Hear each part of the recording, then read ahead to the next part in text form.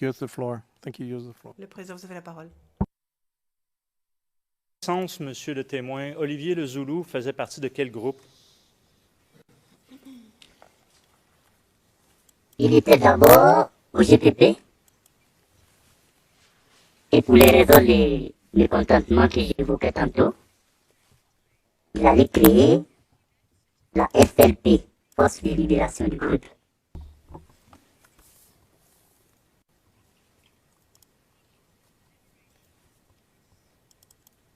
Je vais l'appeler par son surnom. Olivier Le Zoulou. Magui Le Tocard faisait partie de quel groupe? Il était de l'UPLTCI et des nouvelles forces appartenant à M. Eugène Doué.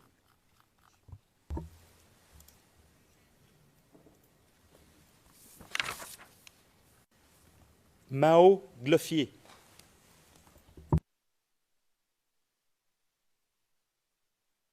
C'était le mouvement d'autodéfense de l'Ouest. Rappelez-vous de l'acronyme? FLGO? FLGO, oui, merci. FLGO, que vous avez mentionné déjà précédemment, de toute façon. Force de libération du Grand Ouest. Rita JJ, ou aussi connue sous le nom de Rita Marley. Quel groupe? GPP. Très bien. Maintenant, j'aimerais que vous, toujours dans le cadre de novembre 2004,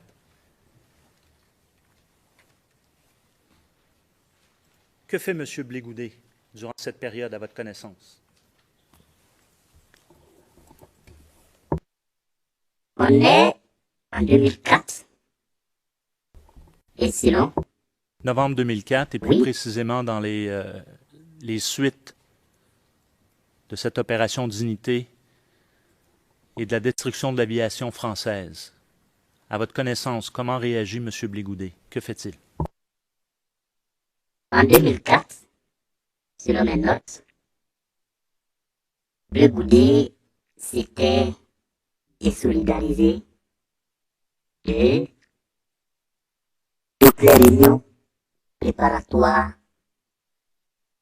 et d'exécution de l'opération Dignité, sous le prétexte que lui, il a sa ligne de conduite qui est que les gens disaient ça, que lui, il est dans la lignée de Martin Luther King. En fait, il y avait ça. Ceux qui voulaient lutter comme Martin Luther King et ceux qui étaient en train de lutter comme Michael X. C'est comme ça, dans le milieu. Et donc, c'est comme s'il s'était désolidarisé de l'organisation de l'opération Dignité. Et lorsque l'opération a eu lieu, je ne sais pas par quel, soit c'est mes informateurs qui m'ont trompé, mais je ne sais pas par quel extraordinaire c'est Blégoudet qu'on a vu à la télévision en train d'appeler, en train de dire que la flotte ivoirienne a été détruite. Et que dit-il? Vous rappelez-vous son discours à la télé à ce moment-là? Blégoudet a fait beaucoup de parutions à la télévision. Et pour ce qui est de l'opération Dignité, je ne me rappelle pas les propos de façon directe.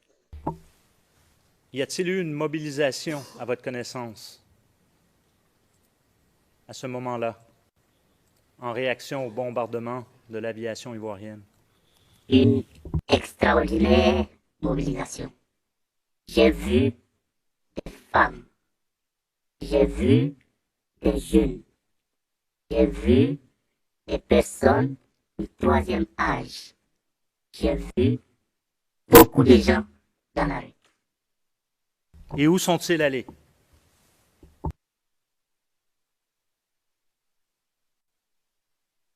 Je n'étais All pas of them. All of them. Tous. Tous? Vous voulez dire quoi? Le président, interrompant. Mais. Everybody. Où sont-ils allés tous? Tous, c'est tous. En français, tous, ça n'a pas de sens. Hein. Tous, c'est tout le monde. certains sont allés. Excusez-moi, j'ai mis un peu mes. Alors, on a eu la rumeur, je me rappelle, on a eu la rumeur comme quoi la résidence du président était attaquée. Et donc, beaucoup sont allés vers là-bas. Et d'autres aussi, ils sont juste sortis des trucs de protestation, ils sont même pas arrivés vers le plateau, ils sont rentrés. Très bien. Alors, je vais vous montrer une vidéo. Il s'agit de la vidéo CIV OTP 0009 0342 de la minute 45 à 25 à 46-25. Il y a un transcrit et sa traduction. 0062 0712, ligne 71 à 101, et la traduction 0063-0920, ligne 74 à 107. Avant de présenter, Monsieur le Président, notre extrait est en français avec voice-over en français, en anglais, pardon. De comprendre certaines paroles, je vais relire pour les fins de l'enregistrement certaines paroles par la suite. Just to clarify in English, there's a... Je le répète en anglais, il y a donc ce qu'on appelle un voice-over de français en anglais. Mais vous avez les transcriptions de toute façon. Et de toute façon, j'en donnerai lecture. Maître Chay. Madame, Monsieur le juge, en ce qui concerne l'opération Dignité, le témoin a dit qu'il ne se souvient pas des mots prononcés par Blé Goudet. Alors, on va lui montrer une vidéo où, justement, Blé Goudet aborde le sujet.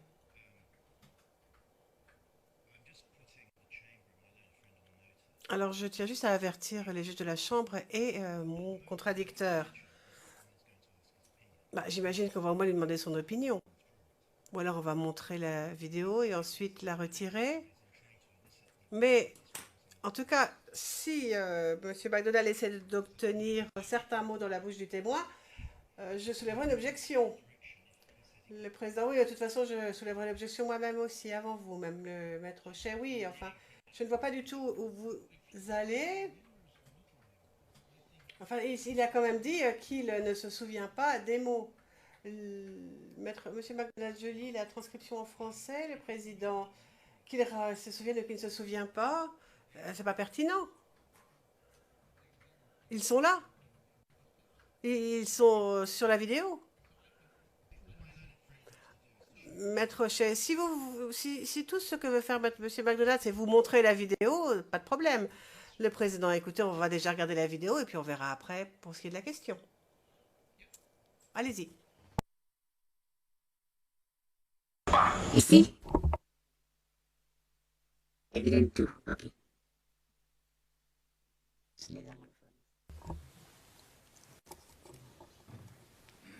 And if we can have the floor. Et pour qu'il nous avoir la main, s'il vous plaît. Je ne vous demande pas d'aller attaquer les pauvres Français. Ça, je donne raison. I don't ask you to go and attack unfortunate French who are home and who have surely nothing to do with the situation. I now ask you, if you are sleeping, wake up. If you are eating, Stop eating. Stand up now. Go and set free the airport of Ivory Coast. A question stands out to us at the point we are. Either we die in shame or in dignity. Brothers, are you ready to die in shame or in dignity? You said dignity? Everybody at the airport, everybody at the 43rd Bima. No more sleep, everyone in the streets. I call now to a popular resistance to set Ivory Coast free. We are not a district of Paris. Thank you. Les manifestants commencent à défiler. Alors, Monsieur le témoin, avant de vous poser la question, juste pour que le dossier soit clair, je vais lire, pour les fins de la transcription, ce que M. Bligoudet mentionne. Ce que je vous demande à présent, c'est si vous dormez, alors réveillez-vous. Si vous êtes en train de manger, alors arrêtez de manger. Relevez-vous maintenant. Allez libérer l'aéroport de la Côte d'Ivoire. Une question se pose pour nous à présent. Nous avons le choix entre mourir dans la honte ou avec dignité. Mes frères, êtes-vous prêts à mourir dans la honte ou la dignité? Tous à l'aéroport. Vous avez dit dignité? Tout le monde à l'aéroport.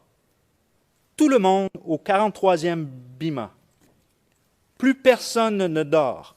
Que tout le monde descende dans la rue.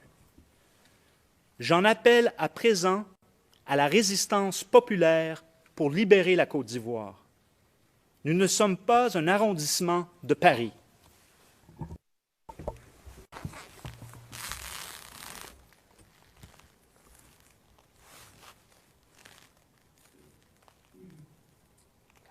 Oh, sorry.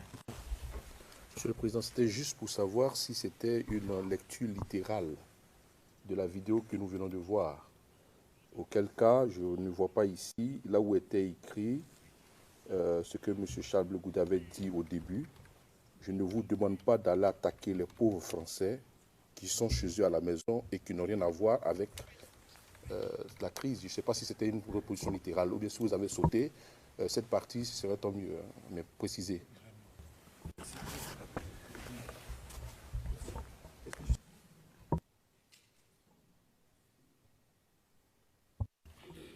Cette partie est dans le transcrit que vous avez, Monsieur le Président. L'ensemble est devant cette chambre, dans les pièces, et je vous soumets que, évidemment, l'entier doit être soumis. L'accusation, pour les fins de la question aux témoins, cite cette partie-là. Alors, il n'y a pas de jeu de cachette, et mes collègues auront l'occasion de revenir en interrogatoire du témoin. Donc, je ne vois pas l'utilité de l'objection à cette étape-ci.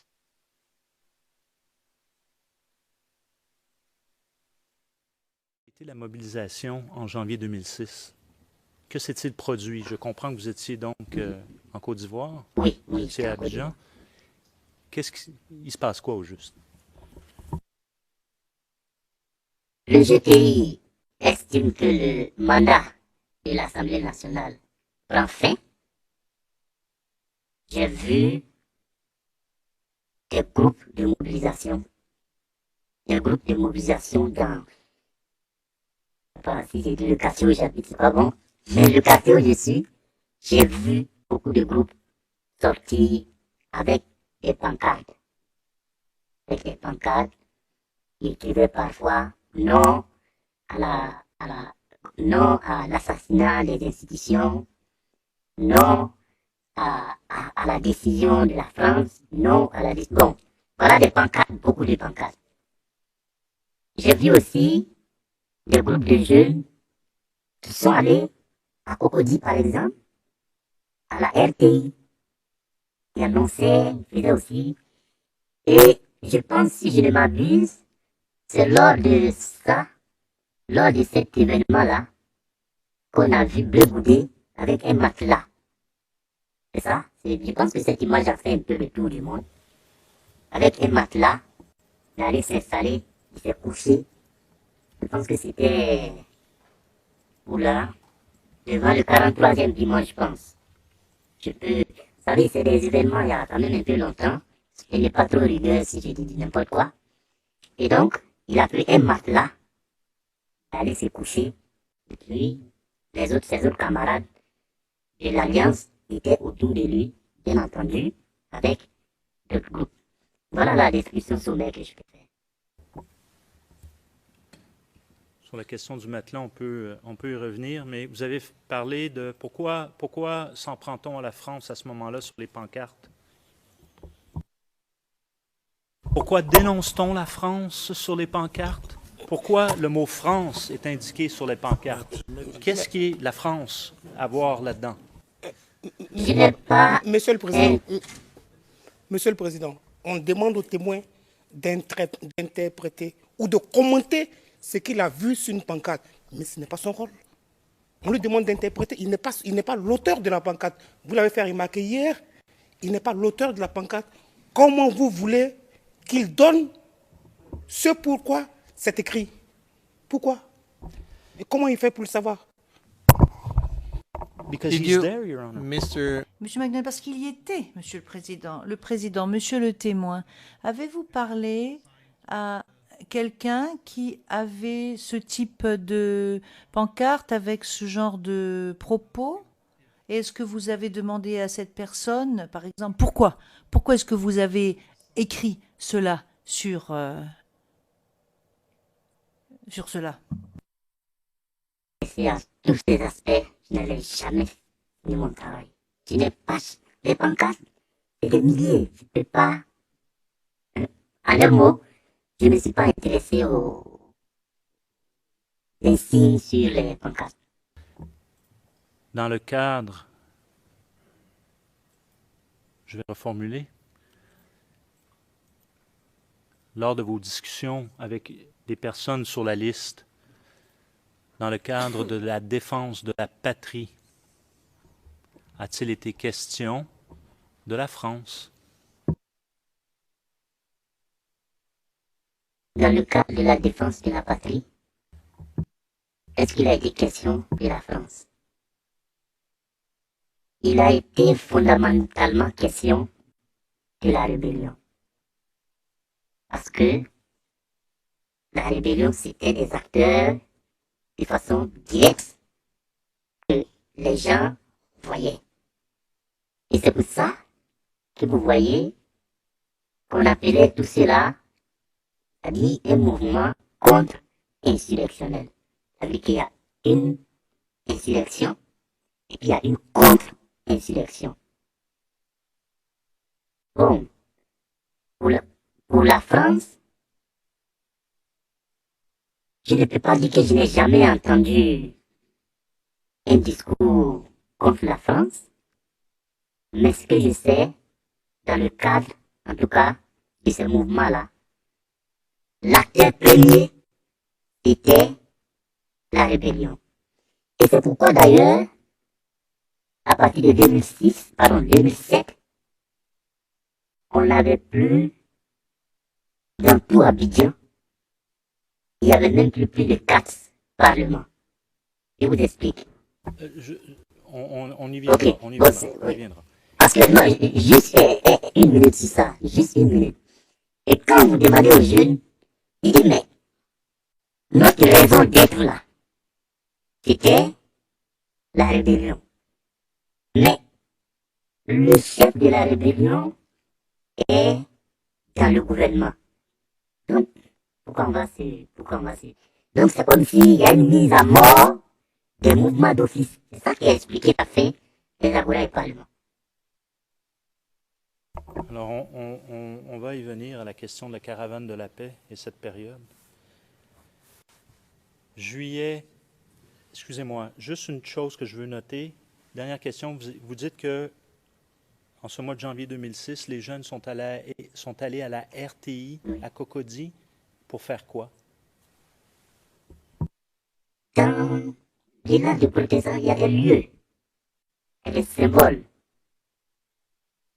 Et les symboles, c'est le 43e bâtiment, c'est la RTI, et les rues. Donc, je ne sais pas précisément qu'ils sont allés faire à la RTI. En tout état de cause, ils n'ont pas fait de déclarations pendant qu'ils étaient dans les locaux de la RTI. Peut-être qu'ils avaient peur que la RTI soit attaquée, mais là, c'est moi qui fais cette interprétation. Voilà. Parce que je ne vois pas pourquoi. Donc, à votre connaissance, est-ce qu'ils sont limités à l'extérieur ou ils ont investi les locaux? Je ne suis pas certain d'avoir bien compris votre Non, réponse. je n'ai pas vu, je n'ai pas eu ces précisions parce que je n'étais pas du tout là. Je ne sais pas s'ils sont rentrés à l'intérieur ou s'ils étaient vraiment dehors. Projetons-nous maintenant en juillet 2006. Brièvement, la Chambre a déjà entendu des éléments de preuve. Toutefois, il y a certaines petites précisions que je vais obtenir de vous. Les audiences foraines. C'est quoi ça, les audiences foraines? En un mot, les audiences foraines, c'était de donner des papiers administratifs. Nous, on appelle ça extrait de naissance. Donner des papiers administratifs, des jugements supplétifs à ceux qui n'en ont jamais eu. Parce qu'en Côte d'Ivoire, on voit quelqu'un qui a 30, 40 ans, mais il n'a pas d'existence légale. C'est-à-dire, il n'a pas d'extrait de naissance, de jugement supplétif. Donc voilà l'objet de l'audience foraine. Et vous rappelez-vous comment ces audiences avaient été décrétées, dans quel contexte? Oui, un contexte tendu. Parce que si je me rappelle, il y a le premier ministre à l'époque, c'est Jean Kounambani, qui a été nommé après des discussions internationales, si je ne m'abuse. Et c'est lui, on lui a donné une feuille de route. Et dans cette feuille de route, figurait la question des audiences foraines qui devaient être déclenchées sur les inscriptions sur la liste électorale, ensuite jusqu'au vote. Donc, M. Kounambani était Premier ministre. Oui. Suite à des discussions, vous dites internationales? Oui, un accord international. D'accord. Comment réagit le président du FPI à ce moment-là? Le président du The, GFP en ce moment Non, the pas le- était the affine. Ah oui. last question was not. Le président, la dernière question n'a pas été interprétée parce que vous n'avez pas ménagé de temps d'arrêt.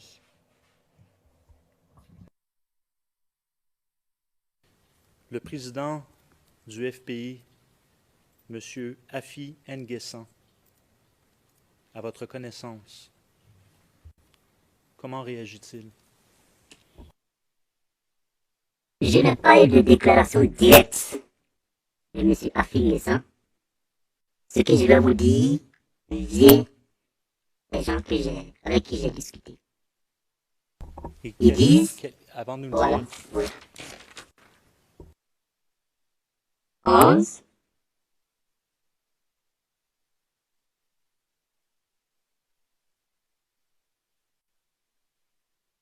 la plupart des responsables, 14, So there's a third-hand witness then. Alors là, c'est même pas un témoin de deuxième main, c'est un témoin de troisième main. Monsieur MacDonald, mais vous avez les éléments de preuve qui ont été indiqués et finalement, ce sera la fiabilité de tous les témoins qui sera évaluée par la Chambre. Le président, oui, mais je me contente de constater. Monsieur MacDonald, je comprends. allez-y. je peux continuer à énumérer. Non, mais Ok. dites-nous. Oui,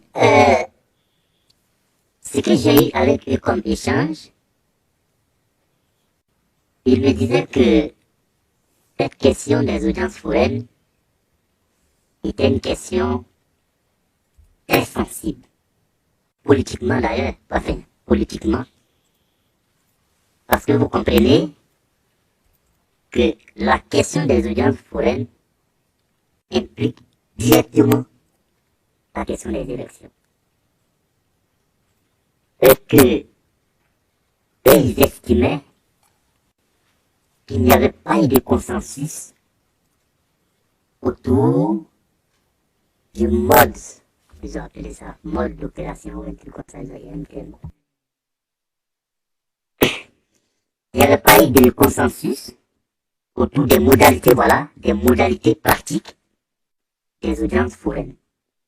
Et que eux, ils ont reçu pour mot d'ordre de faire arrêter les audiences foraines. Est-ce qu'ils vous ont mentionné de qui ils avaient reçu ce mot d'ordre d'arrêter les audiences foraines? Oui, ils disaient que c'est le président du FPI qui leur a dit ça, sans que je ne l'interroge directement le président du FPI lui-même. Très bien. Maintenant, passons justement à la période de 2007. On est suite aux accords de Ouagadougou de mars. Et il y a éventuellement une caravane de la paix, n'est-ce pas, qui est mise sur pied. Je vais poser une question générale, je suis certain qu'il n'y aura pas d'objection. C'était quoi ça, une caravane de la paix? Là, vous objectez pas, non? C'est pas trop général, ça va? It's an inside joke. Oh, c'est une petite blague en aparté, Monsieur le Président. Le Président, moi, je n'aime pas ce genre de boutade dans mon prétoire. Vous savez, il n'y a rien de drôle ici. Donc, Monsieur le témoin, vous pourriez répondre à la question qui vous a été posée? Témoin. Vous avez dit, je ne rappelle plus la caravane de la paix, oui, voilà. La caravane de la paix était pratiquement des fêtes populaires. Des fêtes. Et en arrière-fond, il y avait un grand meeting animé par M. Charles Blegoudé. Comme l'indique son nom, caravane de la paix. La paix. Il faut accepter les accords de Ouagadougou. Il faut accepter que les acteurs de la rébellion fassent partie du gouvernement. Il faut accepter que des membres déconnus de la rébellion, autrefois confinés à Boaké, puissent venir à Abidjan, dans la zone dite gouvernementale, pour vaquer à leurs occupations. En tout cas, la paix. Et donc, vous dites que maintenant, lorsque et là, M. Blegoudé était au devant de cette caravane, c'est ça? C'est lui qui en assumait le leadership, c'est bien cela? Oui, parfaitement.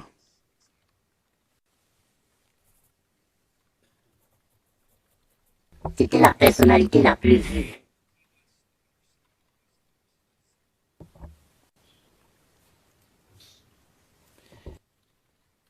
J'aimerais brièvement continuer sur ce sujet, mais juste une chose. Durant cette période, vous avez parlé donc de l'impact que ça a eu lieu sur les agoras. Il n'en reste que 4, selon vous. Je ne veux pas toucher ce point-là nécessairement, mais plutôt celui du GPP. À votre connaissance, dans le cadre des entretiens que vous avez tenus, et indiquez-nous qui, le GPP, durant cette période de paix de 2007, quel est l'impact de cette période sur le GPP?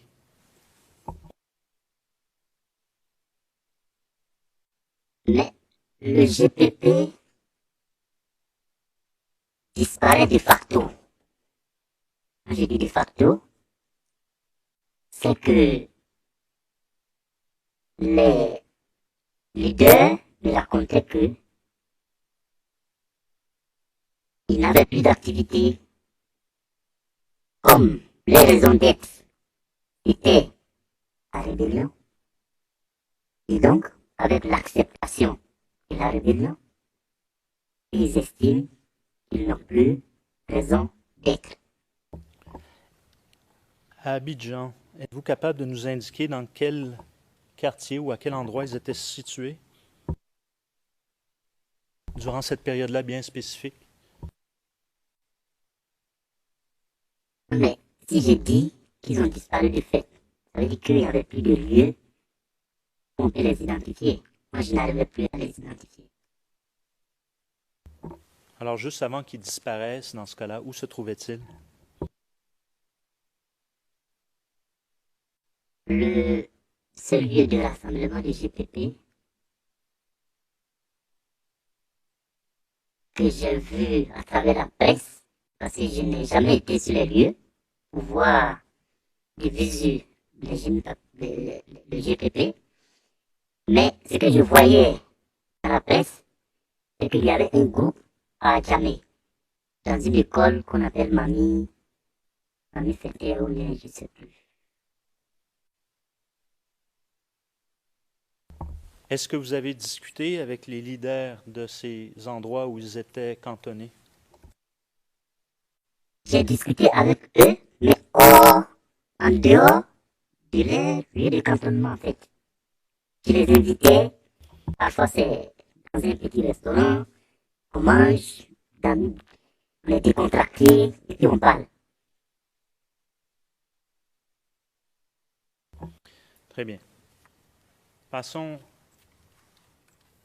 au 25 novembre 2010, 3 jours avant le dernier tour des élections. Je comprends qu'il y a un débat présidentiel, le premier, en Côte d'Ivoire, entre M. Ouattara et M. Laurent Gbagbo, qui est télévisé. Alors, première question, avez-vous assisté ou regardé à la télé ce débat?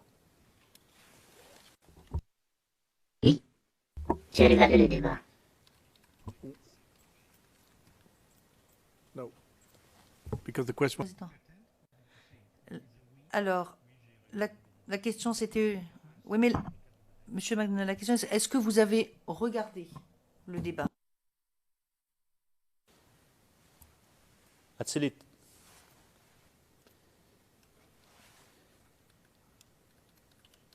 Y a-t-il des mesures de sécurité qui ont été mentionnées par M. Gbagbo ce soir-là? That's leading. Ça, c'est une question directrice, s'il en fut. Ça, c'est vraiment une question directrice, Monsieur le Président. Le Président, oui. Est-ce qu'il y a un enregistrement ou une vidéo de ce débat, Monsieur McNall? Oui, mais il ne figure pas, enfin, l'extrait vidéo ne figure pas sur notre liste. Le Président. Alors, reformulez. Monsieur McDonald, le témoin l'a regardé.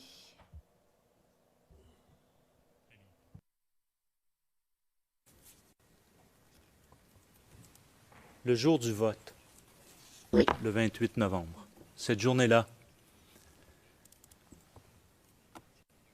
à quelle heure les gens devaient-ils rentrer dans leur maison?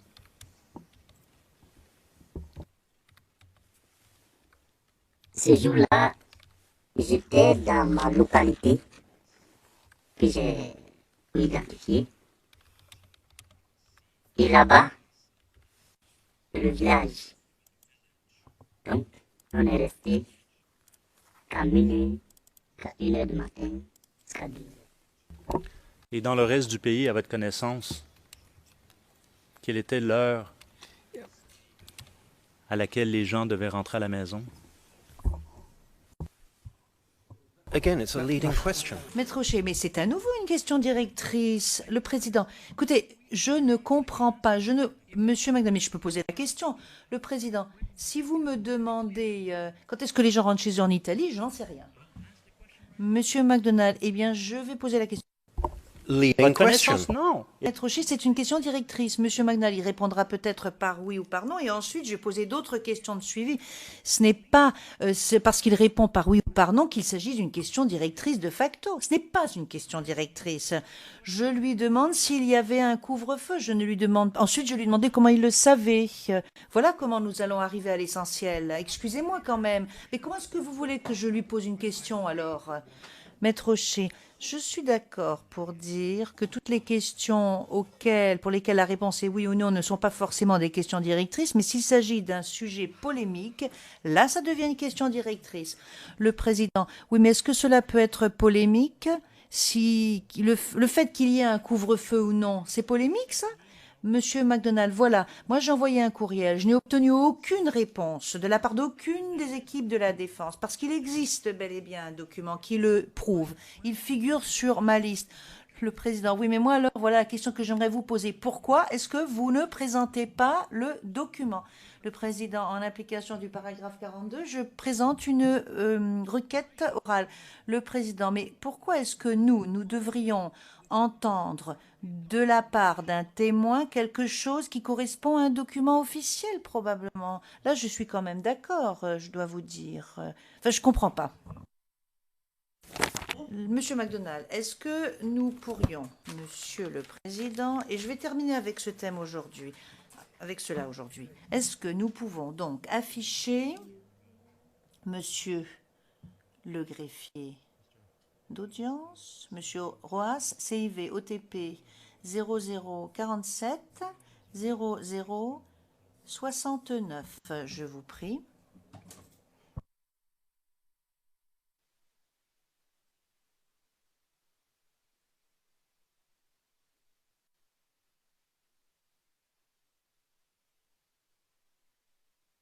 Monsieur le témoin, il va falloir se mettre sur Evidence One.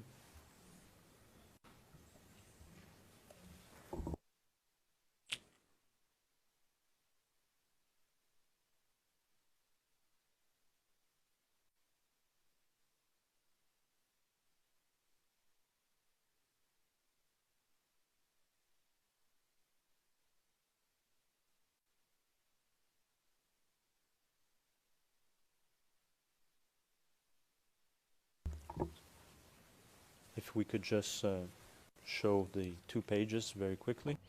Est-ce que vous pourriez montrer rapidement les 2 pages? C'est un document public.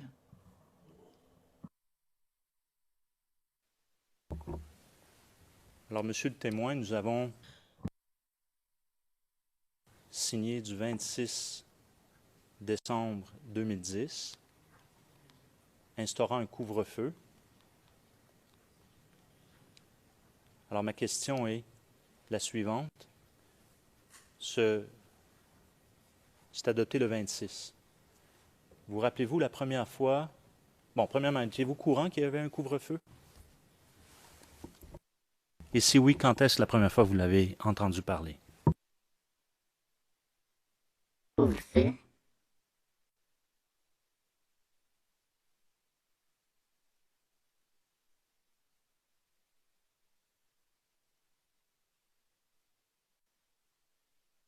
Est-ce que vous pouvez le monter un peu?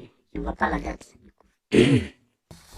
Alors, le couvre-feu a été adopté, monsieur, le 26 novembre 2010. Le 28 novembre 2010, c'est le jour du vote du second tour. Alors, ma question est de savoir, est-ce que vous étiez au courant qu'il y avait un couvre-feu le jour du vote? Oui, j'ai su qu'il y avait un couvre-feu. Mais je disais que là où je résidais, nous, on n'a pas respecté le couvre-feu. Pardon. Le couvre-feu. Et ma question est donc la suivante. Quand avez-vous entendu qu'il y avait couvre-feu? Quand avez-vous entendu ou su ou vu qu'il y avait un couvre-feu le jour du vote? C'est le jour on appelle ça du débat. Le jour même du débat. Et comment avez-vous appris ça le jour du débat au juste? Mais c'est le président, alors, qui a annoncé que pour le bon déroulement des opérations, je pense que je paraphrase un peu ses propos. Pour le bon déroulement des opérations de vote, il décrétait un couvre-feu. Et à ce moment-là, vous rappelez-vous comment le candidat Ouattara a réagi? Je pense que lui ne militait pas pour un couvre-feu.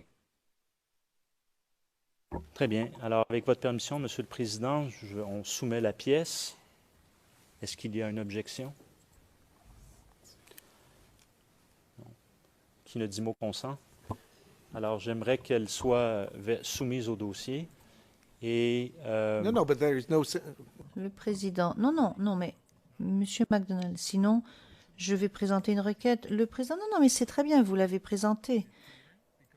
Et nous allons nous interrompre maintenant, parce que là, nous avons dépassé nous sommes en train de dépasser les 2 heures. Mais je me souviens juste que le bureau du procureur avait donné une estimation de 6 heures et 5h35 minutes ont déjà été utilisées. Donc j'espère que demain matin, en une demi-heure, vous aurez terminé. Et j'espère que nous serons arrivés en 2010. Donc vous pourrez ainsi en terminer et ce sera le tour de la défense. Donc à demain 9h. All rise.